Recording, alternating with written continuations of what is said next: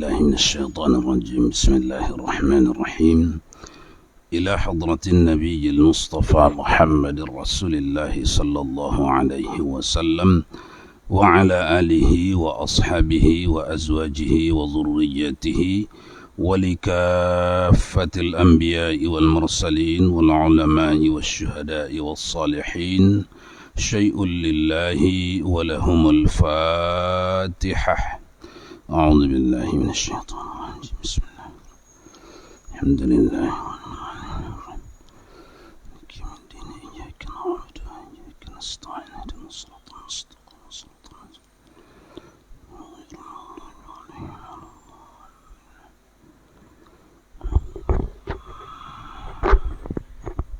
فقال المؤلف رحمه الله تعالى وأدم نفعنا بعلومه في الدارين آمين.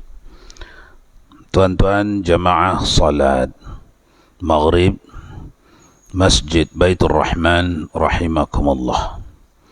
Kembali kita dalam pengajian akidah yang merujuk kepada kitab Aqidatun Najin sampai kita pada halaman 224. Perbincangan lanjutan daripada Fadilat Alim wal Muta'allim. Dan lagi sabda Nabi sallallahu alaihi wasallam, man ahabba al-ulama'a lam yuktab alaihi khati'atun ayyama hayatih. Khati'atun ayyama hayatih. Artinya hadis ini disahihkan oleh Abu Daud dan Tirmizi. Perlu digarisbawahi karena di situ tak tertulis ya. Disahihkan oleh Abu Daud dan Tirmizi. Man ahabbal ulama'a lam yuktab alaihi khati'atun ayyama hayatih. Artinya barang siapa kasih akan ulama, tiada disurat atasnya segala kesalahannya selama hari hidupnya. Selama hari hidupnya. Apa itu selama hari hidupnya? Ayyama hayatih. Semua hari yang dia pakai dalam hidupnya. Apa maksudnya? Mulai awal dewasanya sampai tutup usianya. Itu makna alih bahasanya, makna terjemahan.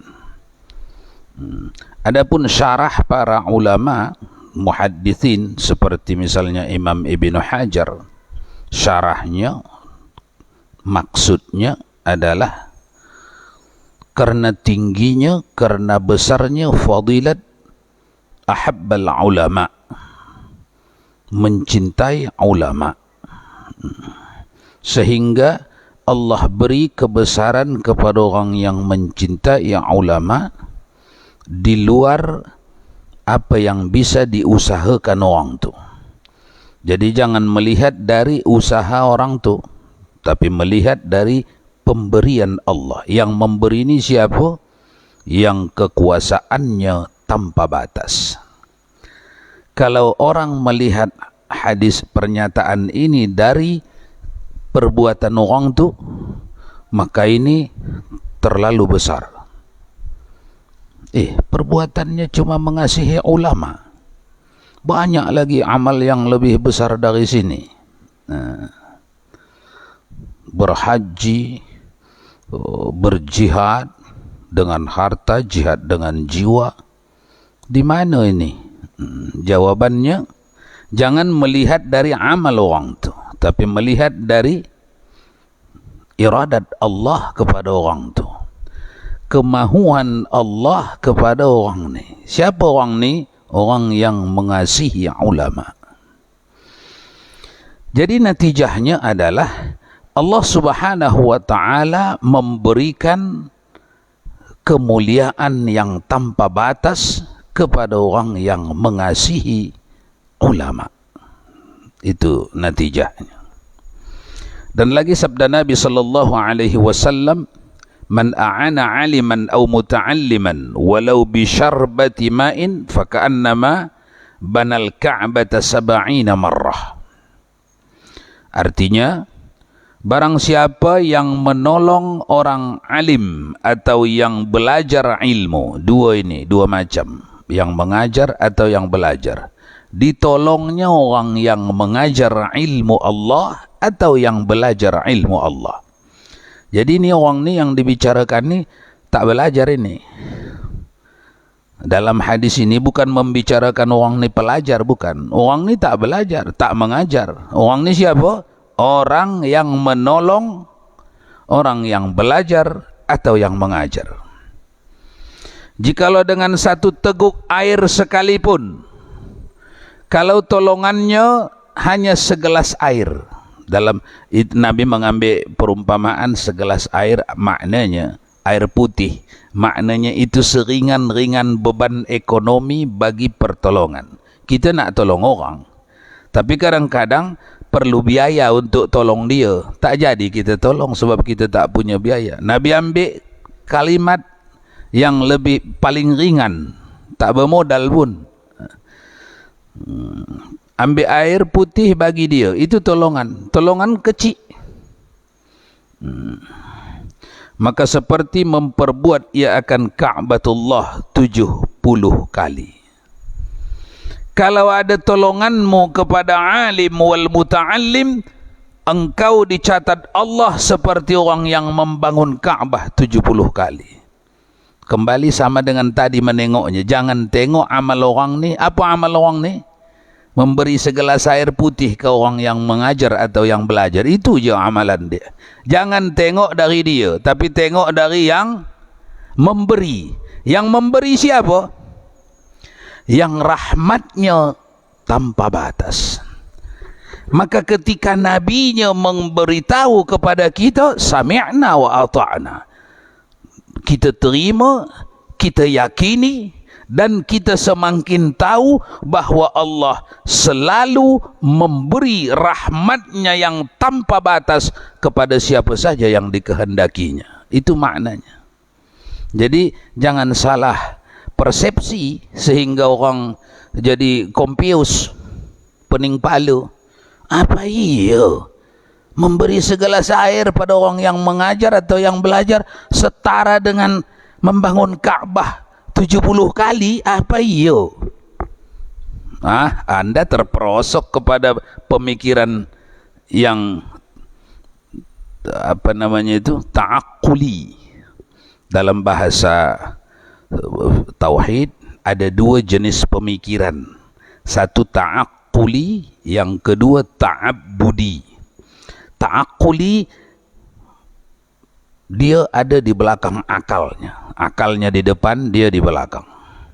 Namanya orang ni ta'aqquli. Kalau tak masuk akal, tak diterimanya. Kalau masuk akal, diterimanya. Satu lagi ta'abbudi. Apa itu ta'abbudi? Dia ada di belakang informasi-informasi Allah, petunjuk-petunjuk Allah. Mau masuk akal, mau tak masuk akal, kalau yang membagi tahu adalah Allah dan Rasulnya, dia terima.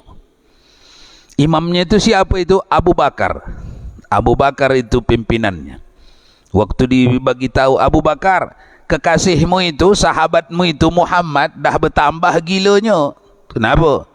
Dia kata selepas Isya dia pergi Masjidil Aqsa, dia naik ke langit 1, 2 sampai 7, lepas tu balik sebelum subuh. Masih percaya juga lagi awak pada kawan akrab awak tu? Apa jawab Nabi? Jawab Abu Bakar, betul ke tak Muhammad yang cakap? Betul lah Muhammad yang cakap. Kalau betul Muhammad yang cakap, lebih dari itu pun cakapnya, aku percaya.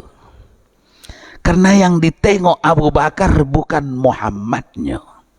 Yang ditengok Abu Bakar, Allah yang memberi kemuliaan tanpa batas kepada Nabi-Nya sallallahu alaihi wasallam. Wa ma yantiqu 'anil hawa in huwa illa wahyu yuha. Tak bercakap itu Muhammad sepatah pun kecuali semua cakapnya itu yang kami wahyukan kepadanya. Jadi tuan-tuan, makna daripada hadis yang kedua dalam bacaan kita ni, man a'ana 'aliman aw muta'alliman walau bi syarbati ma'in faka'annama banal ka'bata sab'ina marrah. Siapa yang menolongi alim atau muta'allim, pengajar atau pelajar, kembangkanlah, pakailah kecerdasan.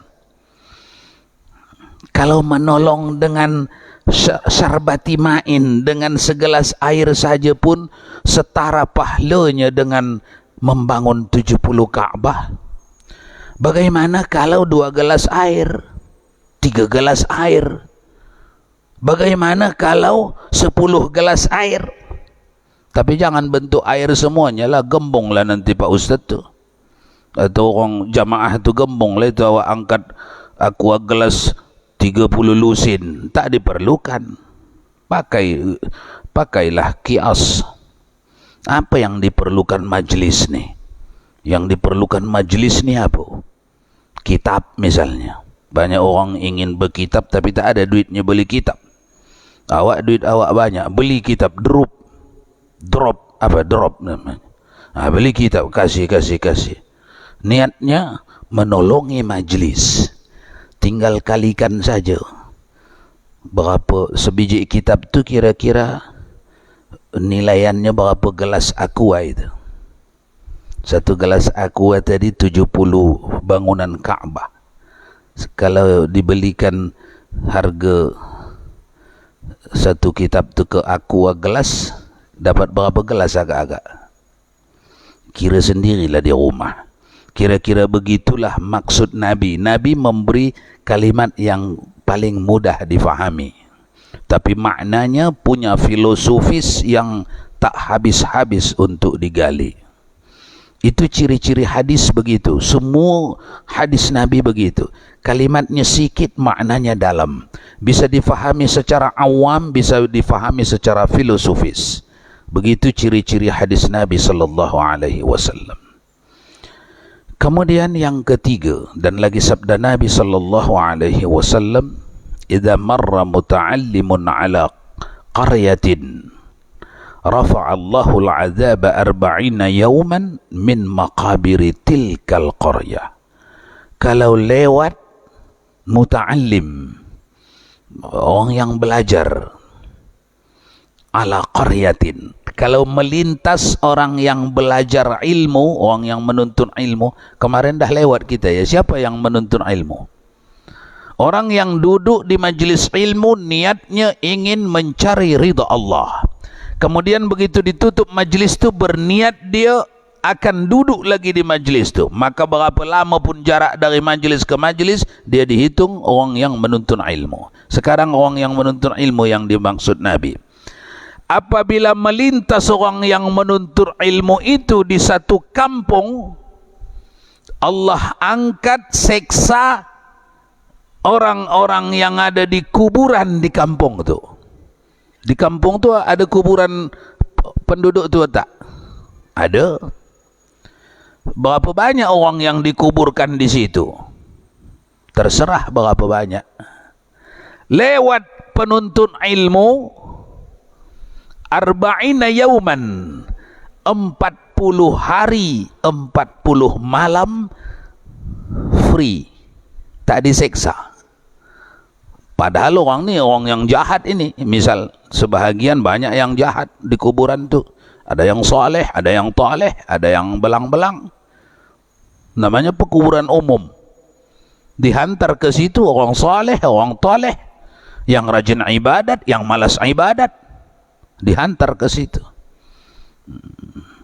Faman ya'mal mithqala dzarratin khairan yarah wa man ya'mal mithqala dzarratin syarran yarah. Maka disitulah tempatnya. Satu salat fardu ditinggal dengan sengaja, sebelum kiamat, selama di kuburan, Allah datangkan malaikat untuk menyiksanya. Nama malaikat tu Syuja'ul Aqra. Syuja'ul Aqra. Bentuk malaikat itu berbentuk ular. Berbentuk ular. ular yang bertangan, ular yang ada tangannya. Kemudian memegang palu. Di dalam kitab hadis Usfuriyah diuraikan secara detail. Memegang palu. Lalu dipukul untuk satu solat fardu yang ditinggal dengan sengaja tidak diqadanya sampai dia mati. Lalu dipukul oleh Syuja'ul Aqra dengan palunya, terbenam orang ni ke dasar bumi 70 hasta. Lalu dia congkel orang ni dengan kukunya yang panjang. Syuja'ul Aqra mencongkel dengan kukunya yang panjang. Naik ke permukaan, lalu dia pukul. Begitulah terus. Tahu-tahu lewat penuntun ilmu di kampung tu, stop dulu. 40 hari stop. Itu yang dimaksud hadis. Rafa'allahu al-'adzaba 40 yawman min maqabir tilkal qaryah. Diangkat Allah seksa selama 40 hari 40 malam dari pekuburan yang ada di kampung tu. Sebab lewat saja, melintas saja di situ ahli ilmu, orang yang ikhlas menuntun ilmu. Biar kita lihat, penuntun ilmu itu aset negeri, penolak bala, apa itu namanya, cagar, apa namanya itu, biar jangan banjir ini ditanamilah pokok-pokok, apa namanya itu, cagar. Jadi biar tetapnya aman negeri ini, tak banjir, ditanam pokok-pokok. Biar tetap tak datang bala ke kampung ni, mesti ada di kampung ni al-alim wal muta'allim. Makin sikit di kampung ni al-alim dan muta'allim, makin banyak bala di sini. Makin banyak di negeri ini al-alim dan muta'allim, makin banyak rahmat dikirimkan Allah ke sini.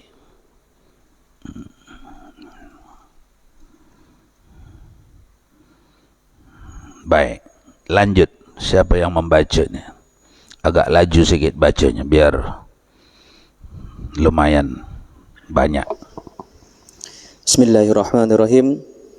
Dan cerita daripada Hasan Al-Basri radhiyallahu anhu katanya, tiada aku ketahui suatu afdal daripada berperang sabilillah, melainkan bahwa adalah orang yang menuntut ilmu. Maka bahwasanya afdal daripada perang sabilillah. Dan barang siapa keluar daripada rumahnya kerana menuntut satu bab daripada ilmu, dikeliling akan dia oleh malaikat dengan sayapnya dan menselawat atasnya segala burung pada hawa dan binatang di padang dan ikan di dalam laut, dan diberi pahala baginya 27 siddiq. Dan tersebut di dalam kitab Al-Barakah, bahwasa Allah Ta'ala menghisap akan seorang hambanya pada hari kiamat, maka berat kejahatannya Sebentar, dua kisah sudah itu. Jadi yang pertama tadi cerita daripada Hasan Al-Basri radhiyallahu anhu. Jadi Hasan Al-Basri ini jangan pula tak tahu kita ya, salah satu daripada petinggi sufi ahlus sunnah wal jamaah. Umumnya aliran-aliran tasawuf, aliran-aliran tariqah yang mu'tabarah, yang sampai 60 firqah ke bawah itu semuanya silsilahnya mengkerucut sampai kepada Al-Hasan Al-Basri. Jadi Hasan Al-Basri ini maha gurunya kaum sufi. Maha gurunya kaum sufi. Hari ini muncul kelompok di luar sana pembenci kaum sufi. Mereka mengarang buku banyak-banyak untuk menyesatkan, membid'ahkan, menyesatkan kaum sufi. Jadi harus tahu ya, kita ini hidup di zaman akhir, harus tahu siapa kawan, siapa lawan. Ciri-ciri yang sekalipun dia menamakan dirinya ahlus sunnah wal jamaah, tapi sebenarnya hakikatnya dia bukan ahlus sunnah wal jamaah. Di antara ciri-cirinya pembenci kaum sufi, anti sufi. Alasannya apa? Mereka jumpai penyimpangan di dalam aliran-aliran tasawuf. Kalau mereka jumpai penyimpangan itu oknum, maka mereka tidak boleh membuang sufi. Seperti di semua lini ada penyimpangan. Di dalam tafsir ada penyimpangan, di dalam fikih ada penyimpangan, di dalam hadis ada penyimpangan. Hadis-hadis buatan kaum Yahudi banyak. Apakah kita akan buang semua hadis? Tak. Fatwa-fatwa ulama gadungan yang menamakan dirinya fatwa Imam Syafi'i banyak. Apakah kita akan membuang semua fatwa Imam Syafi'i? Dah. Fatwa-fatwa orang di kemudian hari yang menamakan dirinya sufi, yang padahal dia belajar dari syaitan, banyak. Apakah kita akan membuang semuanya kitab-kitab sufi? Tidak.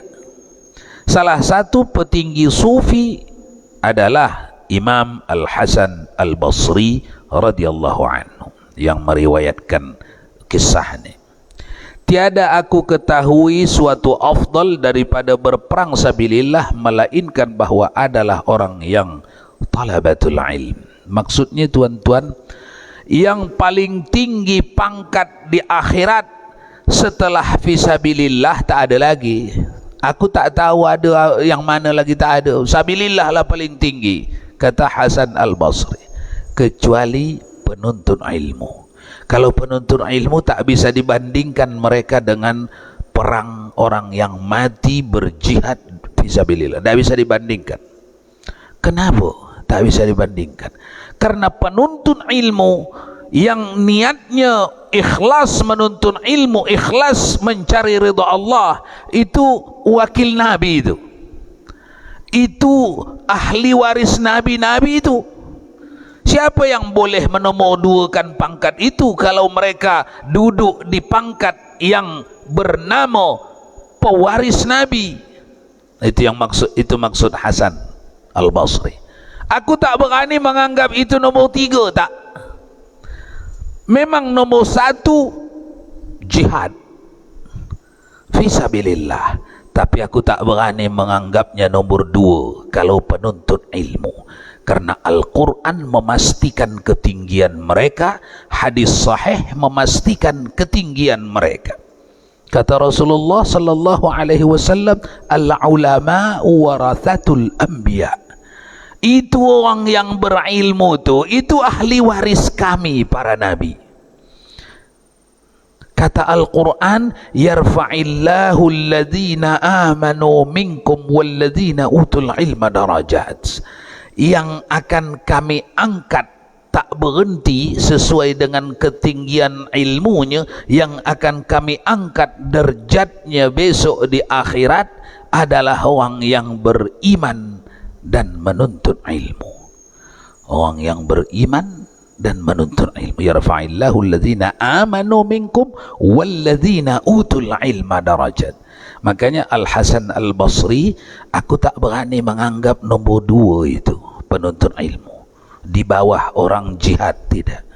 Bahkan aku menganggap dia nombor 1, jihad fisabilillah nombor 2. Karena jihad fisabilillah tuan-tuan itu menyelamatkan agama ini dari kejahatan fisik musuh Allah. Tapi ulama menyelamatkan agama ini dari kejahatan fisik dan batin nur musuh Allah. Jadi yang diselamatkan ulama bukan fisik agama saja, tapi fisik dan roh agama. Itu pembahasannya, sehingga Al-Hasan Al-Basri, salah seorang petinggi dan silsilah sufi di barisan Ahlus Sunnah wal Jamaah, berpendapat bahwa talabatul ilm, penuntut ilmu, orang-orang yang hidupnya, ibadatnya di atas ilmunya, bukan mesti ulama besar yang dimaksud di sini, bukan. Orang yang ibadatnya, dikawalnya ibadatnya, amal-amalnya dengan ilmu. Itu orang yang berilmu namanya. Misal mau sholat dia, sholatnya itu kalau diperiksanya satu-satu memang diikutinya ilmu. Mau puasa dia, puasanya itu mengikuti petunjuk fikih, ilmu. Tidak buat-buat sendiri, tidak. Tidak pikir-pikir sendiri, tidak. Diikutinya petunjuk ilmu. Kejap lagi masuk Ramadan ini, masuk Ramadan. Dia hendak puasa, dia hendak qiyamul lail Ramadan, hendak tarawih dia malamnya, pakai ilmu, bukan pakai ikut orang ramai. Ikut orang ramai, masjid 8 rakaat lebih ramai itu dari masjid 23 biasanya lah di luar. Masjid 8 rakaat lebih ramai dari masjid 23. Itu pakai apa? Tunggu dulu, dekati dulu ilmu. Tanyakan kepada Syafi'i, Maliki, Hambali, Hanafi. Apa kata orang ni? Kan orang ni petinggi fikih. Di dunia Ahlus Sunnah wal Jamaah, petinggi fikih high classnya ini. Jangan pergi ke mana-mana, dengarkan dulu orang 4 ni. Apa kata orang 4 ni tentang tarawih? Semuanya orang 4 ni ikut kepada fatwa Umar bin Khattab. Ni'matul bid'ati hazihi. Kata Umar bin Khattab di waktu dia jadi khalifah, inilah sebaik-baik bid'ah yang kubuat nih. Apa rupanya yang dibuat Umar bin Khattab? Diangkatnya seorang imam namanya Ubay bin Ka'ab. Dilarangnya ada jamaah 2-3 jamaah. Pokok satu masjid itu satu imam, yang lainnya makmum. Rakaatnya 20, witirnya 3. Jadi 23. 3 hari kemudian dari perintah itu datang lagi Umar bin Khattab ke Masjid An-Nabawi. Laqad ra'aitukum, sudah kuperhatikan amalan kamu selama 3 hari ini. Ketahuilah bahwa apa yang kuperintahkan ini, inilah semirip-mirip salat Nabi yang kukerjakan bersama Nabi. Inilah yang paling mirip. Itu difahami Syafi'i, Maliki, Hambali, Hanafi. Kalau ini yang paling mirip, yang bercakap Umar bin Khattab salat tarawih di belakang Nabi, maka inilah nas yang paling kuat. Makanya fatwa Syafi'i, Maliki, Hambali, Hanafi tidak berbeza itu tentang tarawih. Tak ada perbezaan. Semuanya orang 4 ini, bahkan di dalam kitab Fathul Mu'in, kitab fikih bermazhab Asy-Syafi'i, ditulis barang siapa salat tarawih bukan 20 rakaat tambah 3 witir, bukan 23, maka salat tarawihnya tidak sah. Itu siapa itu yang menulisnya itu? Fathul Mu'in, Sayyid Bakri Syata, Imam As-Sayyid Bakri Syata. Ditulisnya di kitab fikih. Kitab fikih Fathul Mu'in, sedunia ni orang menjadikannya itu standar pengamalan ibadah dalam mazhab Asy-Syafi'i. Tahu-tahu awak yang mengaku mazhab Syafi'i, tiba masuk Ramadan, pengurus masjid, awak pula yang mengajak masyarakat 8 tambah 3 11. Tapi kalau di hari-hari biasa awak mazhab Syafi'i konon. Itu Syafi'i sebelah rumah awak itu yang awak ikut tu. Bukan Imam Muhammad bin Idris Asy-Syafi'i, bukan. Kalau Muhammad bin Idris Asy-Syafi'i ditulis di dalam semua kitab mazhab Syafi'i, semua kitab mazhab Maliki, Hambali, Hanafi, tiada tarawih melainkan 23. Tiada tarawih. Jadi Pak Ustaz, tak ada dalil orang tu kah? Ada. Mana mau itu tak berdalil. Kalau tak berdalil, tak laku lah itu sama orang-orang yang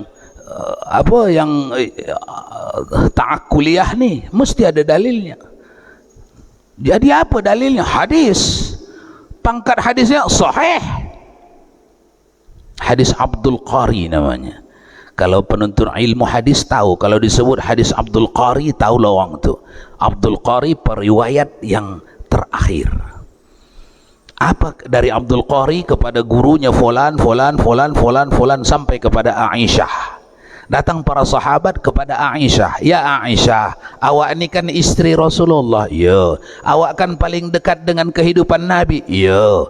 Awak ni kan paling tahu macam mana ibadat Nabi. Ya. Tolong ceritakan pada kami bagaimana salat malamnya Rasulullah.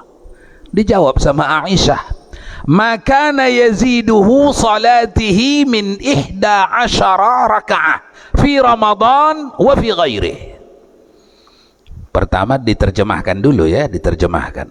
Terjemahannya, kata Aisyah, tidaklah menambahi, tidaklah mengurangi Rasulullah akan salat malamnya dari 11 rakaat.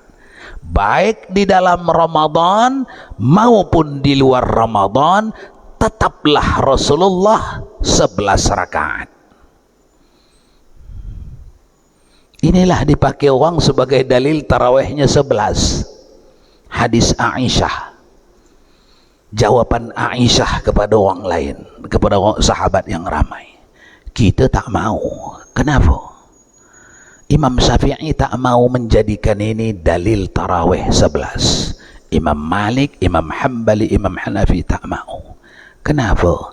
Tidak diperlukan kecerdasan yang tinggi untuk memahami hadis ini, bahwa ini menyatakan bukan dalil tarawih. Tidak diperlukan. Kecerdasan biasa-biasa saja pun nampak. Tengok. Tidaklah menambah atau mengurangi Nabi dari 11 rakaat. Tetap 11 rakaat. Baik di dalam Ramadan maupun di luar Ramadan.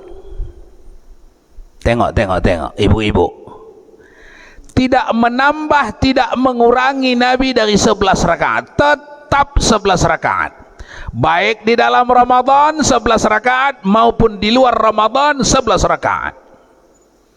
Apakah Aisyah sedang bicara salat tarawih? Hah? Kenapa awak bikin ini dalil tarawih? Aisyah bicara tarawih kah? Tidak, Aisyah tidak sedang bicara salat tarawih. Buktinya salat tarawih tak ada di luar Ramadan. Yang dicakap Aisyah ini ada di dalam Ramadan, ada di luar Ramadan. Berarti Aisyah bukan sedang membicarakan tarawih, tapi Aisyah sedang membicarakan salat malam Nabi yang tidak pernah ditinggal Nabi, baik di dalam Ramadan maupun di luar Ramadan. Yang ini tak pernah ditinggal Nabi. Apa itu? 8 tambah 3 11. 8 witir, 8 tahajud, 3 witir. Itu memang tak pernah tinggal. Itu yang sedang dicakap Aisyah. Aisyah tidak sedang bicara tarawih. Awak sendiri yang menjadikan hadis Aisyah ini menjadi dalil tarawih. Imam Syafi'i tak buat. Imam Maliki, Hanbali, Hanafi tidak angkat hadis ini menjadi dalil tarawih. Tak.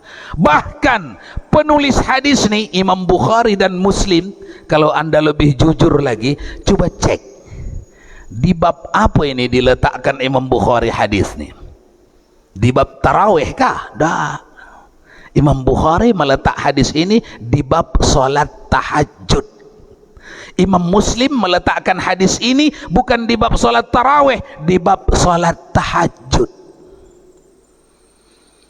Sehingga dari Ustaz, kenapa ramai di makin besar kotanya makin 11 dia. Di kota-kota besar 11. Di dunia, di akhir zaman khususnya, ada orang yang mengamalkan agama ta'abbudi, ada orang yang ta'akkuli. Ta'abbudi mengikuti kaedah, ta'akkuli mengikuti akal. Apa gunanya kita 23 kalau longgang langgang, laju-laju? Bagus kita 8 tapi santai. Dua i'tibar yang awak dekatkan itu tidak ilmiah. Laju atau lambat itu babnya sudah diatur di dalam rukun sholat. Adapun 23 dan 8 itu babnya sudah diatur di dalam bab sholat tahajud atau sholat tarawih. Jadi pengurus-pengurus masjid yang membawa masyarakat 8, silakan. Namanya pun sholat sunat. Jangankan 8, 2 rakaat pun boleh. Please. Tapi harus jujur Anda kepada masyarakat. Hei masyarakat, di masjid kami ini kami tak taraweh, kami sholat tahajud. Bagi tahu dong. Bagi tahu. Orang Imam Bukhari meletak hadis yang awak pegang tu kok di dalam bab tahajud, bukan di bab taraweh. Imam Muslim meletakkannya di dalam bab tahajud, bukan di dalam bab taraweh. Ketika Anda membawa masyarakat 8, hei pengurus-pengurus masjid, jujurlah bagi tahu kepada masyarakat, kami di masjid ini tak taraweh, kami tahajud. Itu boleh. Bolehkah satu masjid tak taraweh dalam Ramadan? Boleh. Orang tahajud taraweh itu sunat. Tapi di situ harus jujur ya, bagi tahu masjid kami ini tidak salat tarawih tapi salat tahajud. Baik. Habis. Tak ada sesi tanya jawab lagi karena habis waktu. Bagi yang ingin bertanya, tanya selepas habis salat. Datang pada saya. Allah a'lam bissawab wa ilahi marji'ukum fa unabbi'ukum bima kuntum ta'malun. أعوذ بالله من الشيطان الرجيم بسم الله الرحمن الرحيم الحمد لله رب العالمين والصلاة والسلام على أشرف الأنبياء والمرسلين سيدنا ومولانا محمد وعلى آله وصحبه أجمعين اللهم يا عليم يا عظيم يا غفور يا ودود اللهم زدنا علما وارزقنا فهما ربنا علمنا الذي ينفعنا ربنا فقهنا وفقه أهلنا وصلى الله وسلم على روح سيدنا محمد في الأرواح وعلى جسده في الأجساد وعلى قبره في القبور وعلى آله وصحبه وسلم تسليما كثيرا والحمد لله رب العالمين.